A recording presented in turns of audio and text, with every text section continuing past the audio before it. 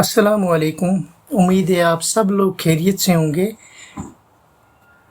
आज मैं सर्कल के बारे में बात करूंगा कि सर्कल क्या होता है और इसमें कौन कौन सी चीज़ें होती हैं। इन जनरल ये सब क्लासों के लिए बेहतर होगा। इसमें से मिडिल क्लासेस जो हैं और सेकेंडरी क्लासेस सब इससे फ़ायदा उठा सकते हैं। तो सबसे पहले मैं सर्कल का एक रफ़ स्केच बना लेता हूँ। रफ़ स्केच बनाने के बाद मैं आपको बताऊँगा कि सर्कल जो है ये क्या होता है, इसमें क्या क्या चीज़ है, हमें कौन कौन सी चीज़ समझने की ज़रूरत है। तो मैं एक रफ़ स्केच जो है ये है एक ढक्कन का टॉप, एक ढक्कन है बोतल का एक टॉप है, मैं उससे बना रहा हूँ ना। तो ये भी मैं आपको बताऊंगा कि आप किससे बनाएंगे और कैसे बनाएंगे। तो ये मेरे पास एक सर्कल की एक रफ़ स्केच है मेरे पास, ठीक है। सर्कल जो है इसकी एक रफ़ स्केच मेरे पास बन गई है।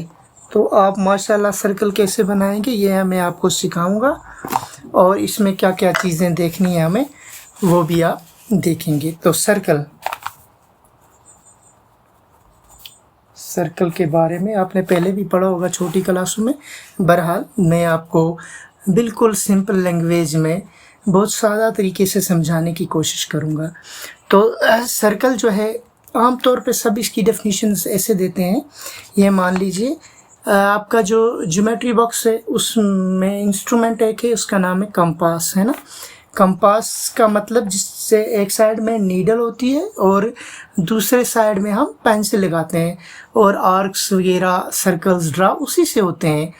तो जितना हमें सर्कल चाहिए होगा, जितने रेडियस का चाहिए होगा, हम उसी कंपास से ड्रा करते हैं, क्योंकि नीडल को एक जगह रख के वो पेंसिल वाला साइड हम घुमाते हैं। तो माशाल्लाह आप लोग जानते हैं, पहले से आपको पता भी है। मैंने ये रफ स्केच बना लिया है। मान लीजिए ये मेरा सेंटर है, ठीक है ना। वो इसका नाम मैं रख देता हूँ सेंटर। तो इसकी जो डेफिनेशन बताई जाती है, हमें सिखाई जाती है, वो है collection of all points. Collection of all points, collection of all points in the plane, ठीक है ना। all points in a plane which are at constant distance,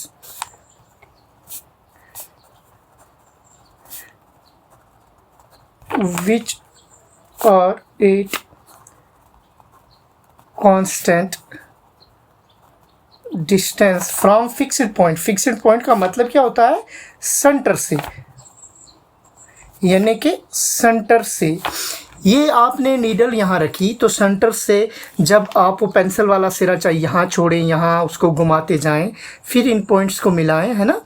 तो जितने पॉइंट्स पे इस बाउंड्री पे होंगे, ठीक है ना, इसके कहने का मतलब है जितने पॉइंट्स भी ये बाउंड्री पर बनेंगे ये ना, तो ये सब क्या होंगे, सेंटर से बराबर डिस्टेंस पे होंगे। यानी कि यहाँ से बाय द वे मान लीजिए ये यहाँ से 5 सेंटीमीटर है, तो यहाँ से यहाँ भी ये 5 सेंटीमीटर होगा।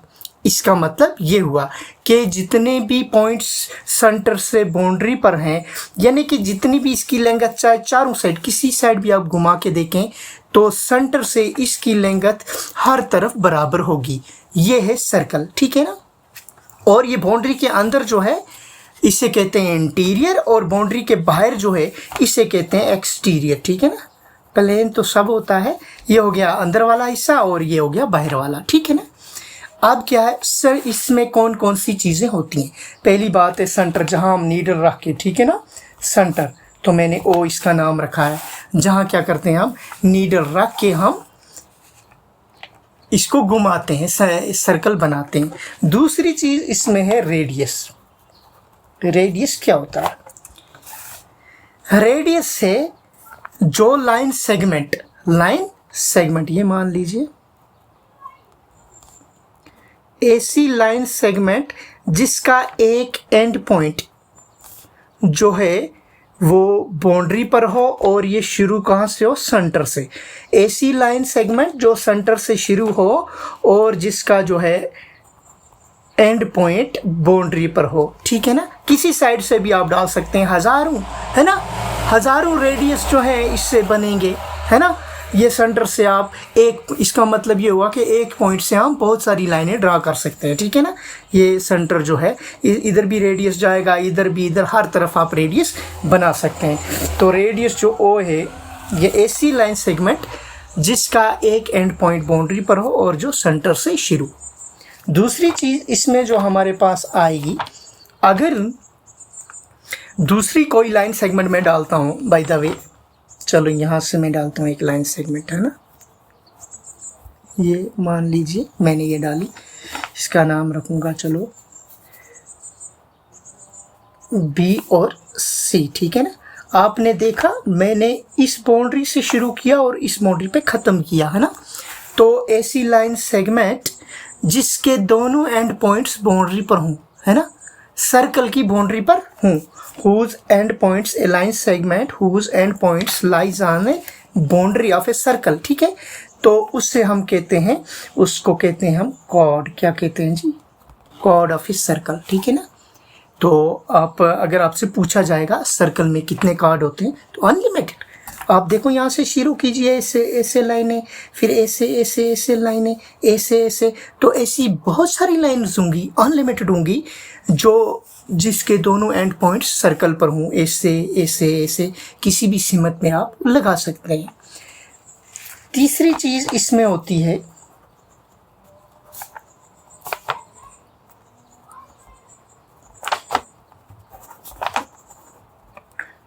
डायामीटर। देखिए डायामीटर जो है ये, इससे कहा जाता है longest chord of a circle, longest chord of a circle.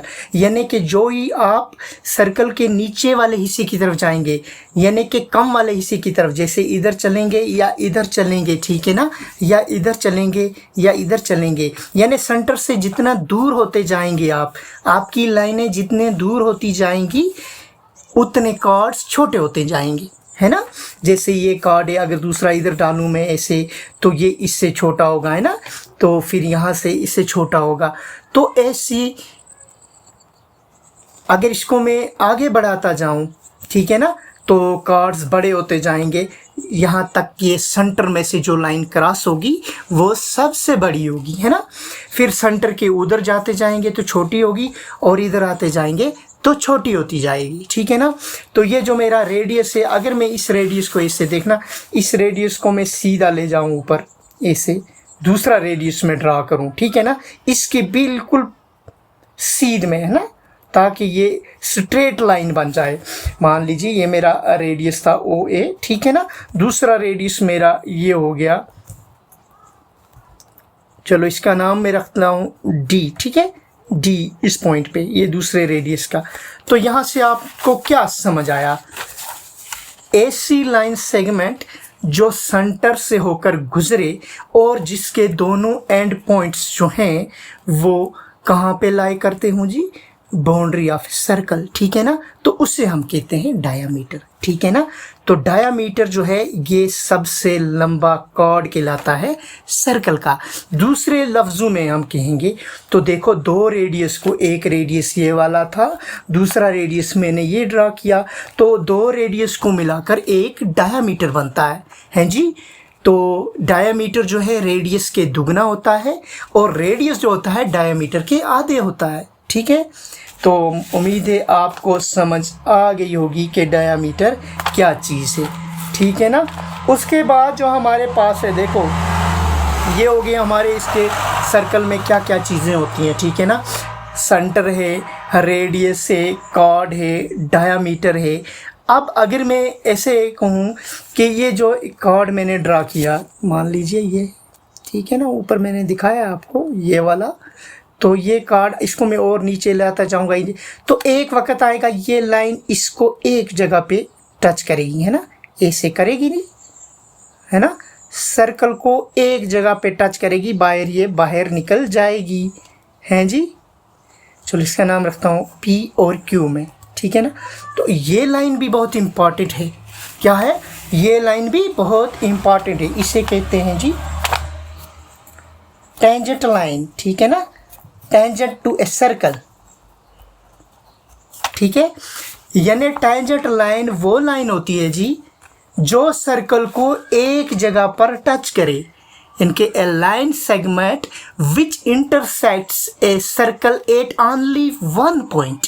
Only one का मतलब क्या हुआ, सिर्फ और सिर्फ एक जगह पे जो सर्कल को टच करे उससे कहते हैं जी हम टेंजेंट टू ए लाइन। यहाँ मैं थोड़ा और बढ़ाऊंगा, ये 10th में जो है पूरा एक चैप्टर है टेंजेंट ऑफ ए सर्कल जो है उस पे।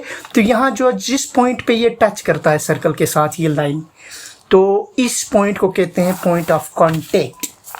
ठीक है जी, जैसे ए जो है यहाँ है ना, point of contact, point of contact याद रखना जी, है ना, पॉइंट ऑफ कॉन्टेक्ट। तो इस लाइन में जो टेंजेंट लाइन बनी है इसमें पॉइंट ऑफ कॉन्टेक्ट ए है ना।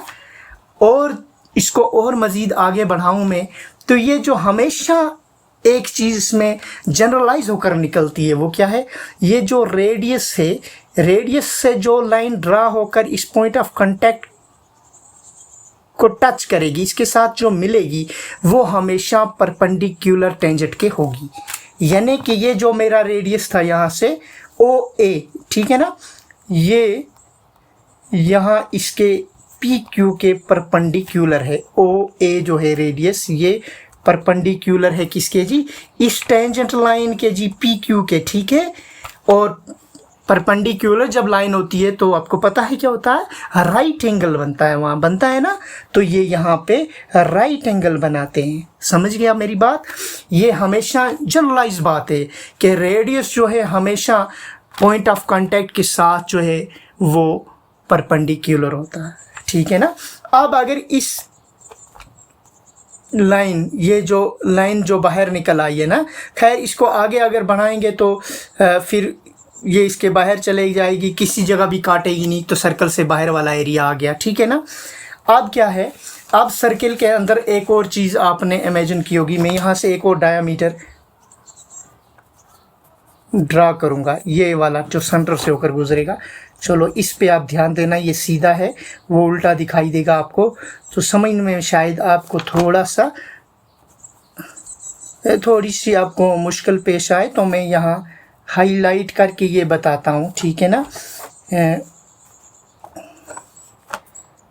ई और एफ इसका नाम मैं रख लेता हूँ, ठीक है ना। तो मान लीजिए, देखो मैंने ये डायामीटर जो ड्रा किया, ये सेंटर से होकर गुजरी ये लाइन, तो इसने सर्कल को क्या किया जी, दो हिस्सों में, ये एक हिस्सा और ये दूसरा हिस्सा, हाँ, एक और दो हिस्सों में तकसीम कर दिया जी इसने, हाँ, किया कि नहीं, आप देख रहे हैं ना। जब मैंने डायामीटर ड्रा किया, डायामीटर जब भी आप ड्रा करोगे तो सर्कल को दो हिस्सों में तकसीम कर दे, दो हिस्सों में नहीं बल्कि क्या, बराबर दो हिस्सों में, ठीक है ना, इक्वल हाफ्स, ठीक है ना, 2 इक्वल हाफ्स जो हैं यहाँ बनते हैं ना। ये जो वाला आधा हिस्सा है, ये वाला एक पार्ट या दूसरा आधा वाला, दोनों बराबर हैं, एक जैसे हैं, इसे कहा जाता है सेमी सर्कल। क्या कहते हैं इसे हम, सेमी सर्कल, ठीक है, हाँ जी, क्या कहते हैं, सेमी सर्कल। तो ये सर्कल के अंदर कुछ चीज़ें बनती थी, आपको तो पहले से आपने पढ़ा है, मैंने आपको रिमाइंड कराया ताकि आपको सही तरीके से ये चीज़ समझ आ जाए और सादा लैंग्वेज में आपको समझ आ जाए। तो सर्कल जब आप बनाएंगे इन चीज़ों का आप ध्यान रखेंगे।